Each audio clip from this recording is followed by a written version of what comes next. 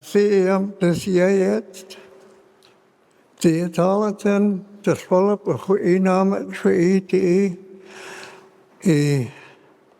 skakeb für die tenete tamakut for Musqueam. Ist der Guinness winners Capilano, setters and need the Florida, it deal a tala and he locks dollar. I tap was simpness here. I'm going to say thank you for allowing us to acknowledge the land that we come from. I want to say thank you to all of you that have gathered here today to listen, to hear about the book, and as our ancestor, the warrior that was here to greet the first boat people to arrive, the Spanish under Captain Narvaez and the English under Captain George Vancouver, and how they welcomed them at that time. I do the same today. I welcome to all of you on the traditional, ancestral, unceded, occupied lands of our people, the Hunkaminam speaking Musqueam people. Hi, Tepe, Seattle. Hi. Before I give you a longer introduction, could you remind us of your names in the different languages? I'm Larry Grant is my English name. Ayaslak is my Musqueam name. And my Cantonese name from my father, who came from the Seboon village in Guangdong province, is Hung Lai Hing. That's who I am. So Larry's lived a long, rich, and fascinating life described in this book. We're going to unravel some of his different lives today. He was born in 1936 to a Musqueam mother who was a cultural authority and one of the last fluent speakers of Hunkaminam, and a father who paid the head tax to immigrate to Vancouver from China, in the village you mentioned. Larry grew up between these two worlds, the reserve at the mouth of the Fraser River and Chinatown and Strathcona, where he went to school. After 4 decades working as a boat mechanic and then a longshoreman on Vancouver's docks, he retired and began in many ways the most extraordinary chapter of his life. He's now a professor in the First Nations and Endangered Languages program at the University of British Columbia. He's also elder in residence at UBC, as well as at the Justice Institute of BC. He has many other accolades, and I won't read them all out, but he also has a UBC President's Medal that he received in 2019, and an honorary doctorate of law from the university where I teach, Simon Fraser University, in 2023. Then, for his day job, he's still working full-time as manager of the Musqueam Language and Culture Department on the reserve, and he's still teaching his mother tongue, Hunkaminam, every Tuesday and Thursday to UBC students and Musqueam as well. Wow. Where to begin? One thing I was going to ask, because we're talking about your Chinese connection, you also have another name, because when your father came over here, he was a paper son and used a different name. Yeah. Correct? Yeah. And, when we researched the times when our dad came over, he came over in around 1920. He landed here as a paper son. And I don't know the family that loaned him the name. He landed here as Jang Gun Fun. And it was really something to see how confusing that is to a lot of our people. Working alongside and talking with Dr. Henry Yu of St. John's College, I thought I had told him that story clearly. However, when we were doing interviews and research about the manifest of the ships that came in from China, he said, "Can't find your dad." How did your dad get in the country? You know, And I said, "You're looking up the wrong name. Jang Gun Fun is what," and he looked up in the manifest, and there it was, you know. So that's a really important thing because I know this had effect on all of us kids. We wanted to be known by his name, his family name, Hong, and I was named Hong Lai Heng. Older brother was Hong Kun Heng. Our sister, forgive me, I always can't remember her name. And our young brother was Mun Heng. And so we all had a name, but it was Hong. Hong. The English wrote it Hong. But my understanding of pronunciation is Hong. So it's really, really important that to understand that our dad was here, paid the head tax, but by the good graces of another family.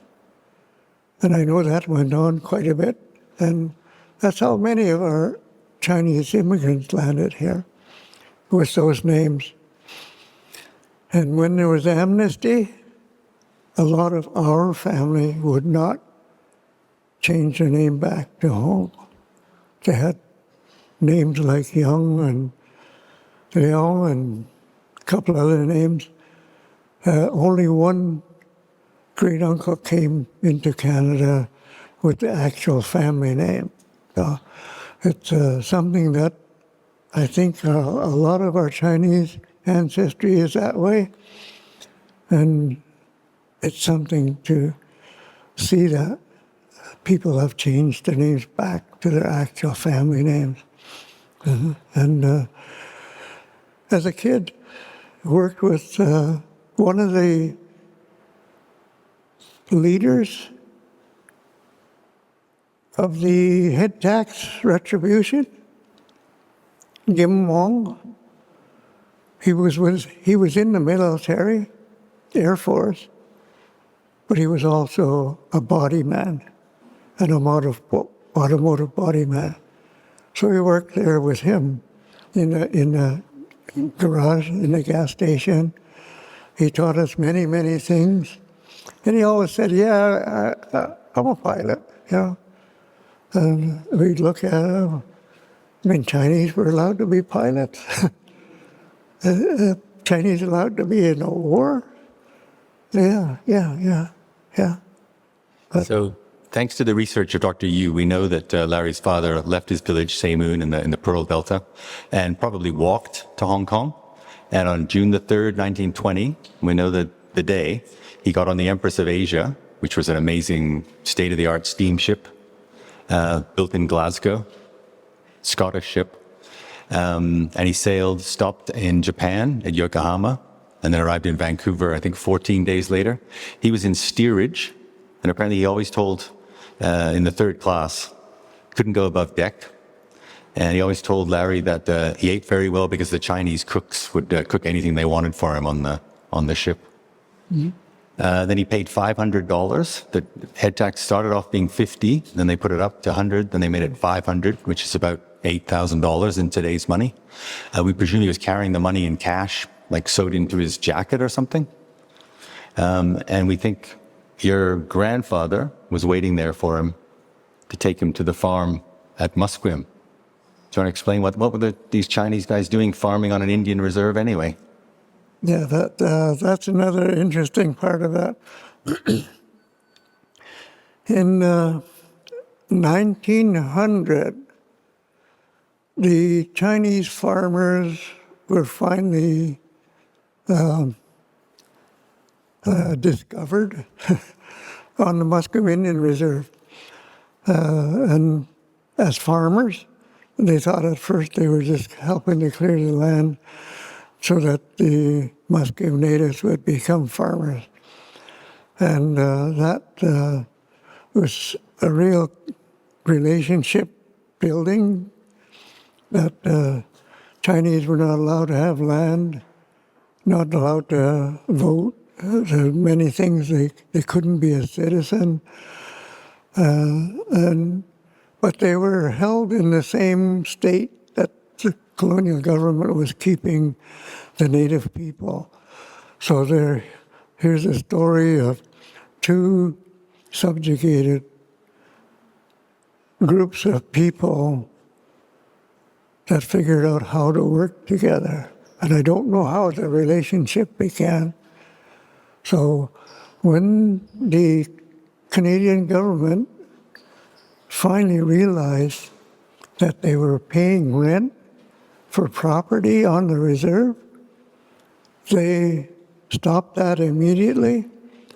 The payment must go directly to the Department of Indian Affairs,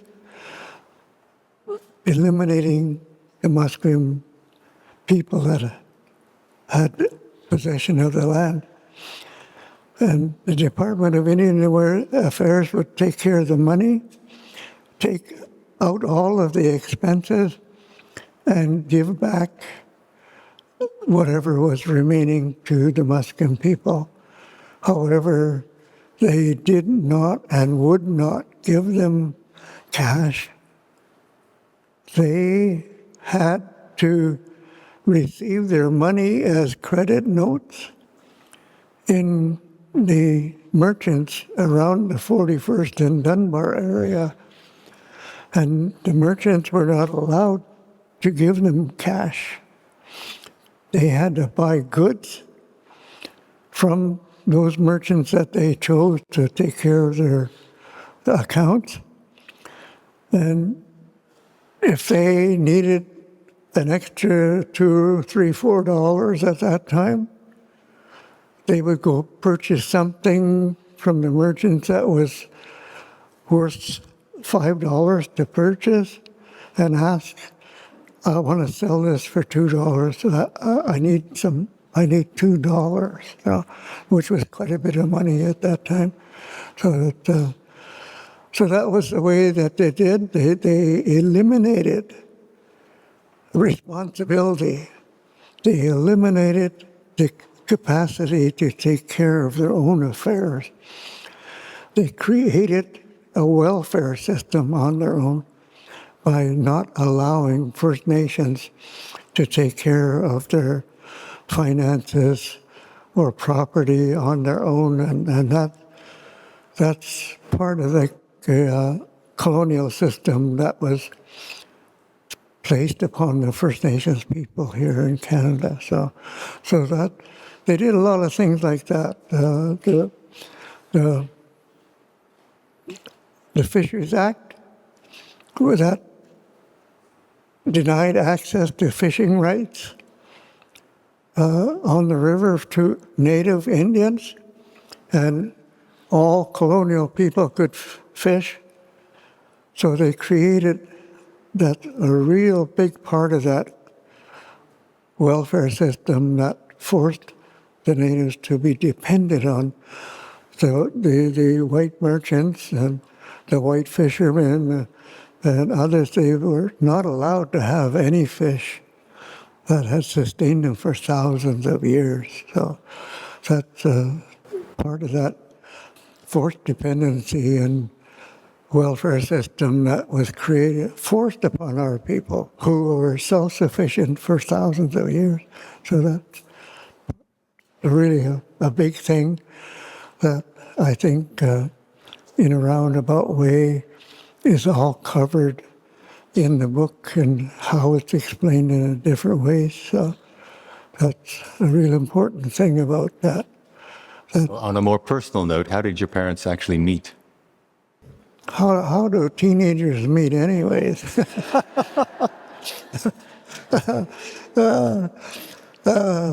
Our mother was the oldest daughter, but she wasn't married. Younger sisters were married or had boyfriends. And from the village site where the houses were basically moved, the three ladies, they're regular young ladies, and if they want to come to town, which was Maine and Hastings, because that was the heart of the city, Gastown was the heart of the city at that time, they had to walk up the road because there's no transit. There's no means of transportation down there. And you have to walk about a mile up to the streetcar stop. Or in my day, it became the bus stop. And our dad was a farmer, and it was right alongside that roadway, there are fields. And he used to see her walking by and noticed she's, out of the three, she's the only one that never has a male companion. And in the old Chinese tradition, I don't know if he brought someone with him, but he went down and found out where she lived and went down to the village site and met the parents, spoke with the parents, then began negotiating. She wanted to marry her daughter, and that's something that transpired. And after a few months or maybe a year, my mother was told, "This is going to be your husband. This is your husband now. No, you'll be with him now." So that's how they got together. And out of that, four children came out of that union. So it's been a good go at it. Took a long time to figure things out with each other. And then when we came to school, when we become school age, older brother was like 4 going on 5.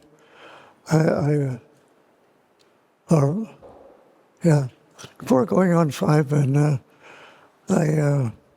he left the house, and I cried and I cried and I cried. Where's my brother? Where's my brother? Yeah. And finally the parents relented and brought me to the kindergarten to enroll me. And the only question they asked is, can he go to the toilet by himself? So, yeah, I could do that. So I became a kindergarten student at the age of 4. Spent 2 years in there. So I like to say I'm a little bit slow. It took me 2 years out of kindergarten. So, and then enrolled in Strathcona School. Spent 9 years there. I got sick 1 year.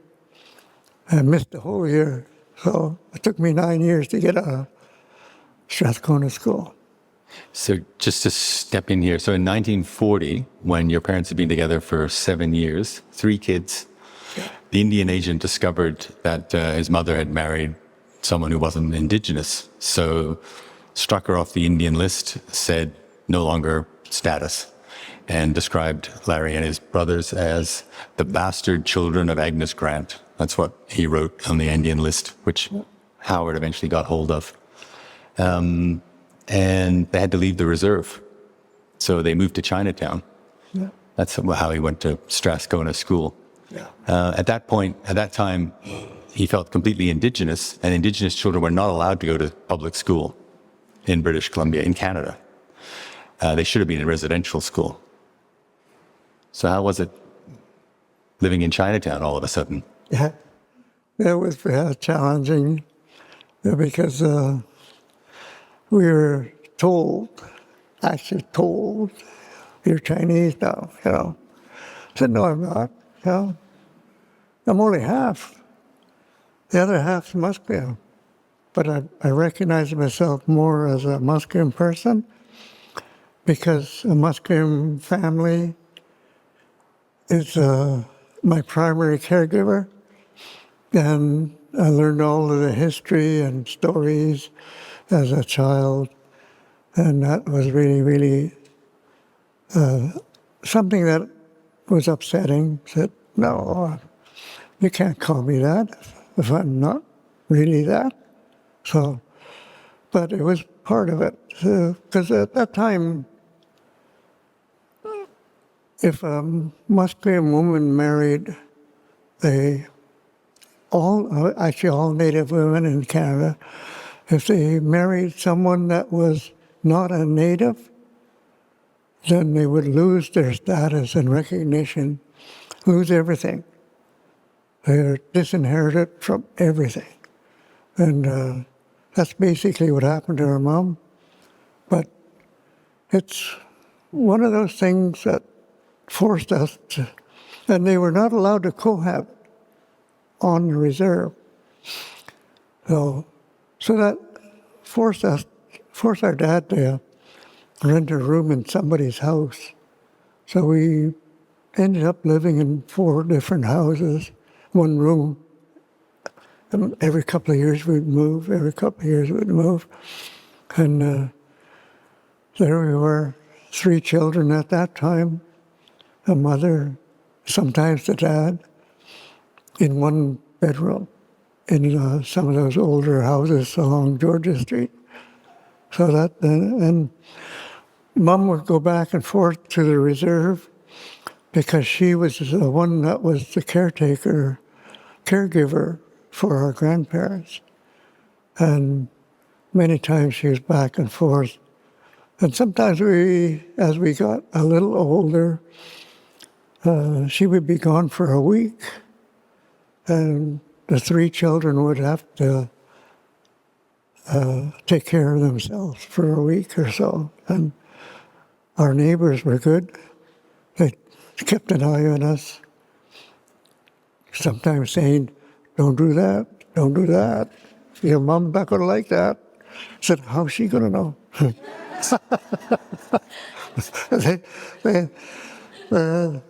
So we learned how to listen to everything our mom had instructed us to do. It was a good... And your dad made you go to Chinese school, right? Your dad made you go to Chinese school for a few years, yeah? And our dad wanted us to learn Cantonese dialect. So we used to have to go to Chinese school after school at Pender and Gore on the 2nd floor of that building in the southwest corner. I can't remember the name of the school, but it was 4 years, but I still can't read. I let go of the 2 languages that I knew at the time, because roughly that time, Dad, when I was around 10 years of age, that Dad had got upset at Mom because me and my siblings couldn't just completely respond to him when he spoke to us in the village dialect. And I was upset that we could respond to our mom in Han, and was so upset that at that time, it was during the Second World War, shortly after the Second World War, that all of the kids that I knew, same as today, they could speak Chinese in their homes, but on the street, with all their buddies, it was all in English. So we couldn't expand it.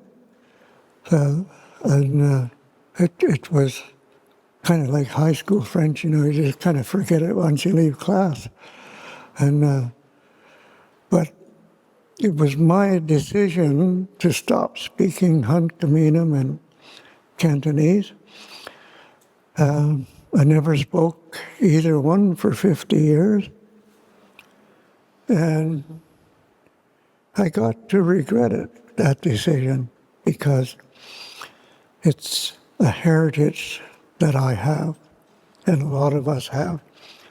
And I began to realize it when I began co-teaching the Hunkaminam language class I began as a student, not knowing how much I retained, because I had heard Hunkaminam all our lives in ceremony and different functions, visiting different families on the island. And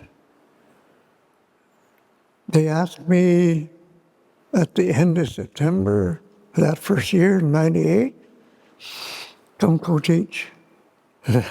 No, I don't know enough of it. So, you don't know what you know. It's all starting to come out. So I said, well, it's a 2-year program. I want to finish the program. Will you come after 2 years?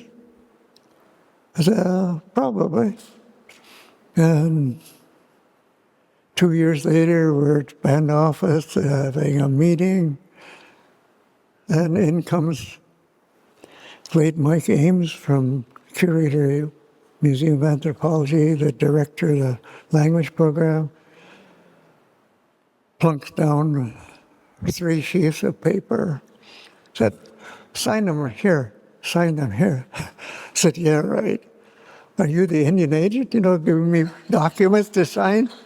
Yeah, because we had already gone through the Guerin case, where the fiduciary of the government was established. So, and that agreement was signed. A blank agreement was signed, and all the terms that they had discussed were supposed to go on to it, but they didn't. So this is why I was saying those things to Mike. Yeah. You want me to sign for what? Yeah. So come and teach. So I was very surprised how many things were falling out. I could hear the voices. Begin to dream about old people. Scary, scary. Dreaming about old people, talking. And because you don't know if they're asking you to go join them, in that other world. So, but it's been something. They had said, you stay in there, just come and teach for a semester anyways. If you like it, stay. If you don't like it, just leave. Yeah, because my original thought on all of that was to get a student number, UBC student number, and get a library card. So I could read all the different books. I never did get a library card. But I ended up being a co-teacher, adjunct professor at UBC Institute of Critical Indigenous Studies today in the First Nations and Endangered Languages program, co-teaching the Musqueam language. So it's so important, so important that I know I'm going to go off track here. It's about all our father's relations, that going there and realizing the connection that you have in your heart of your ancestors. And all of this is controlled by the amount of your mother tongue that you understand. Learn your language, love your language, respect it, and you'd be amazed how it ties you to your cultural background and ways of being from the roots that you come from. So that's really, really something that I begin to realize as a co-teacher.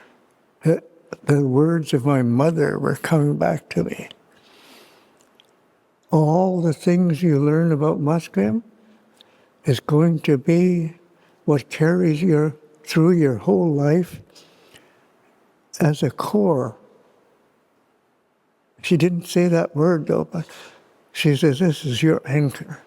You will always come back to your Musqueam teachings and Musqueam ways to think things out and work through your life. So this is something that a lot of the migrant people want to let go, but you should never let that go. But carry it with you.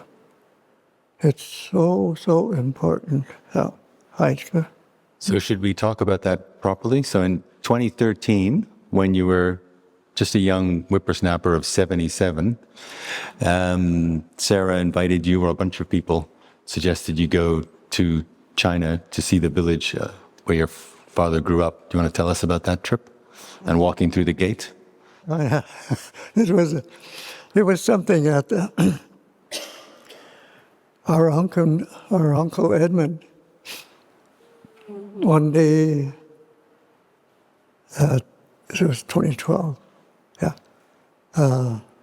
in 2012, came and spoke to the brothers and said, you guys should go to your dad's village in China if you want to see where your dad comes from,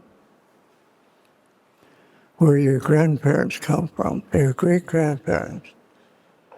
Come see the village, because the Chinese government was going to push the bullet train right through the village.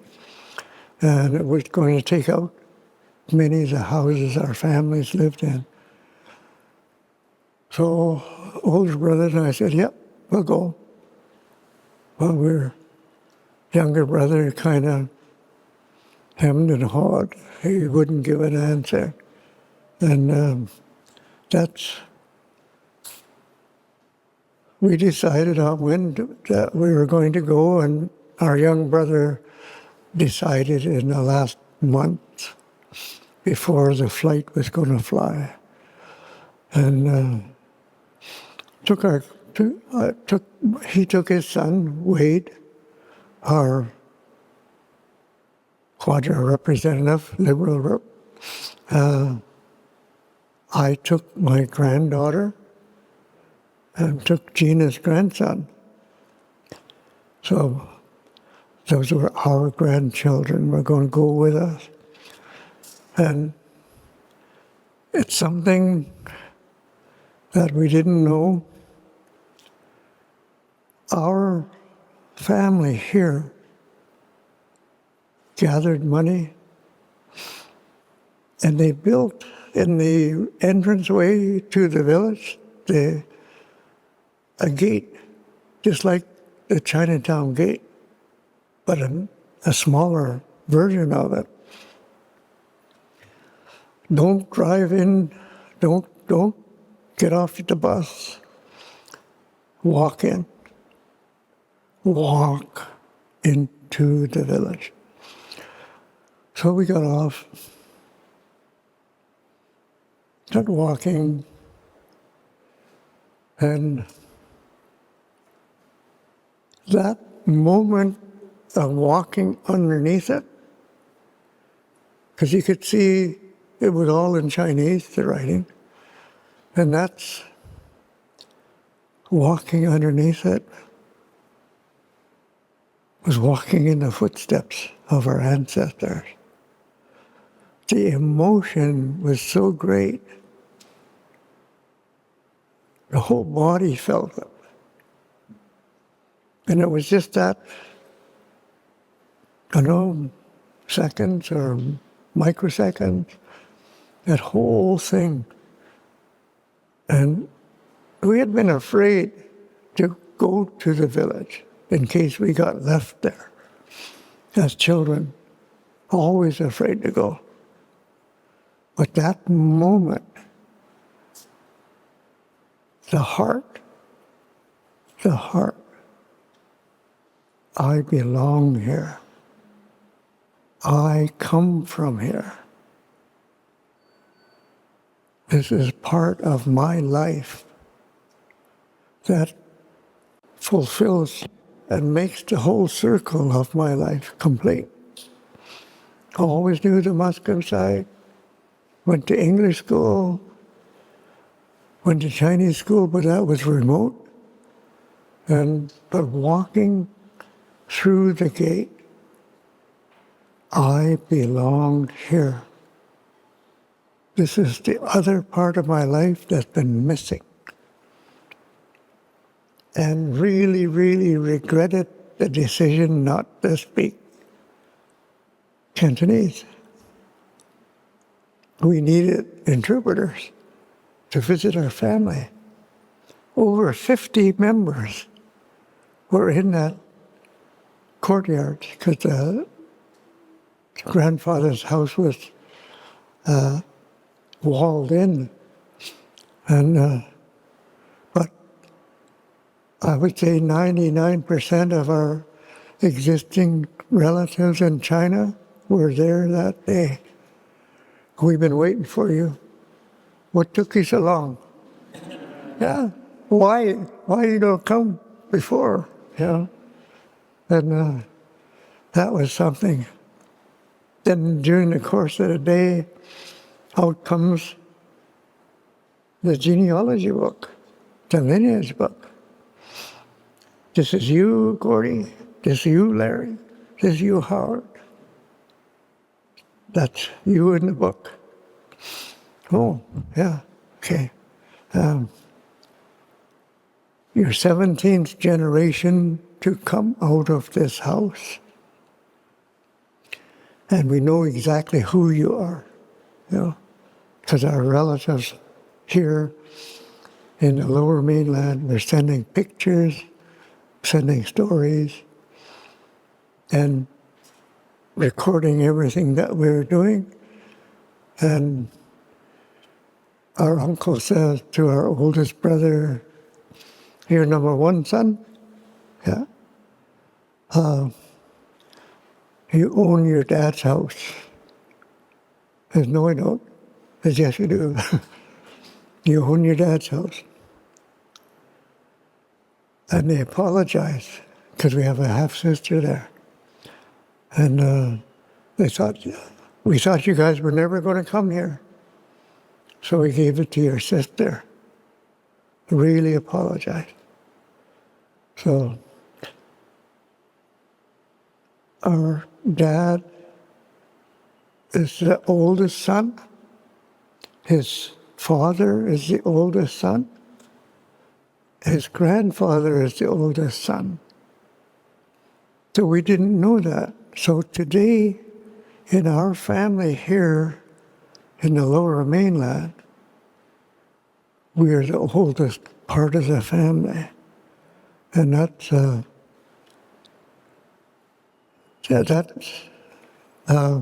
gives you a lot of responsibility and culturally. So we didn't know that. But we knew that in our Musqueam ways, the same thing. Oldest person is the one you listen to, is the one that has the right to say things, correct you or whatever. It was so important for us to hear that we knew our dad was the oldest son, but we didn't know what came with it, until the day that we were there, and I said, "You're number one. You're number one." Yes. That Uncle Tom Oh, well, there's one part. Yeah, here we are, surrounded by family, hugging us, talking. Everybody wanted to hug everybody. And this is before that genealogy book came out. A ghost shows up. All the three brothers just kind of look holy. We didn't say holy smokes, we said something else. Uncle Tommy. Yeah, but he's dead. He's buried in Burnaby. And here was an uncle we did not know existed. Had no idea that he existed. But he was the image of Uncle Tommy that lived here, and his older brother, but the middle brother. And it was really freaky. It's like here in China, a ghost came out that tied us, that really tied us to where we were, and the family, our family. It was so amazing to see that. And then along that time, I guess the cousin, she was waiting for her daughter to birth. And a little baby was born on that day. And he's the marker of our time in China. So he was born the day that we were there. They named him Sean. They wanted to name him a Canadian name. So Sarah and I were talking away, and yeah, okay. Sean, I guess, yeah. This is where I get frustrated, because now he's telling stories that he didn't tell me before that aren't in the book. Yeah, it's I'm thinking maybe we should stop with this part and ask if there's any questions.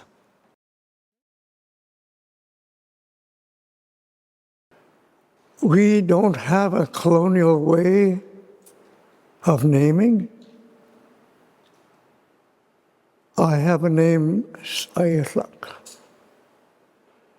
My younger brother carries the name Keopalano. My sister is Tabako.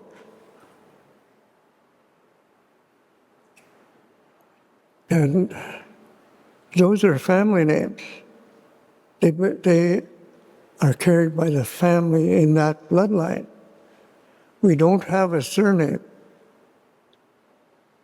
I'm Ayatlak.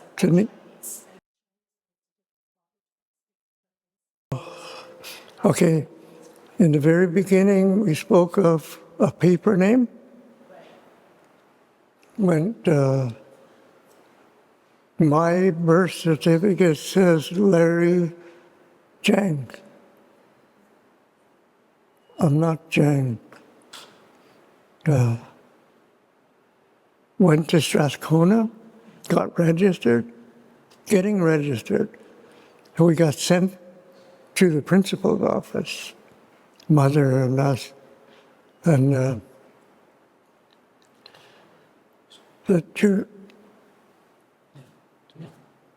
your kid's birth certificate says Jane, but you're using Hong. Said, yeah, okay. We want to use our dad's name, our family name. Don't know why us kids want it, but we are. And carried on through most of our life until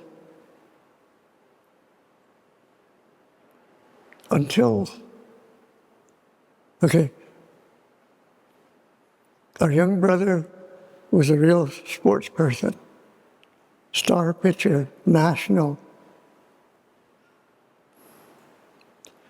needed a birth certificate to go to, I don't know whether it's Ontario somewhere, to play in the nationals. Home doesn't exist. There's no paper that says home. It says Jang. So because of that, he couldn't go. And then the nephew was about 18, I guess, and he couldn't get his driver's license, no birth certificate. That's home. So family got together. Well, we got to switch our names off our birth certificate because we don't exist as our family name. Then the decision was our mom's name. So we chose our mom's name. Mm-hmm. And that's why we have that. And I just add, one of the things that's been amazing to me working with Larry is he's 89. He remembers his grandparents very well. Seymour Grant was a great cultural authority and boat builder, and also held the last great potlatch around 1910. And he was born around 1860. There's no birth certificate, but that's a guess. The first white person to settle in what's now the city of Vancouver was the McClearys, Irish family, 1862. So Larry's grandparents, who he remembers really quite well, they lived in a pre-contact age. They went by canoe, and there was no English spoken here. There were about 1,000 settlers in this was now the city of Vancouver when British Columbia joined Canada, 1872. So when you're talking to Larry and hearing him speak, you're really communing with pre-contact British Columbia, which is pretty amazing. It's all this process happened all over North America and Australasia as well. Well, the Americas, going back to Columbus. But in Vancouver, it happened more recently than anywhere else. Like this is all within, 4 lifetimes or 2 lifetimes. 1, yeah. And, Hunkaminam was the language that was spoken here. And it was all first growth forest as well, which Larry points out. This is all a clear cut. Even Stanley Park was clear cut. Yeah, that's the variety that's spoken here on the Lower Mainland, is Hunkaminam. On Vancouver Island, from Malahat to Comox, it's Hunkaminam. And from Maple Ridge up, it's Hulkamalum. The linguists call it Hulkamalum, but our old people said, no, we don't speak Hulkamalum. We speak Hunkaminam. That's a different language. At that time, it's a sister language, mutually intelligible. And many of our community members were conversant in all, maybe half a dozen different languages, because Squamish is different, Sechelt is a little different, Slayaman is a little different. You get up to Alert Bay, it's completely different. Vancouver Island is different. I think we're being told one last question, if there is one, because we're getting late. There were a few we lived at George and Gore, and half a block away in the little row houses, there was another family, but they never, ever spoke of it. Never.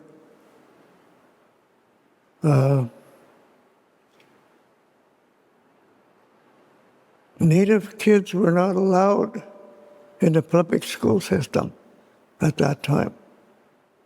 They could not attend public school. Then there was a stigma.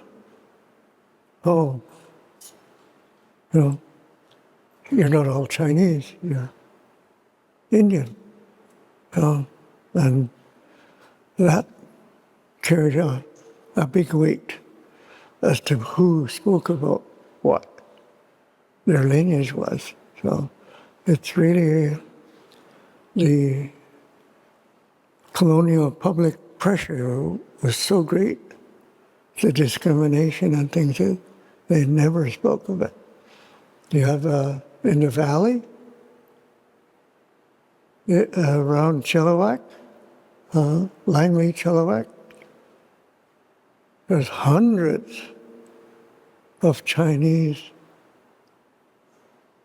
native kids, but they all grew up either as native or Chinese, but not ever speaking about half and half.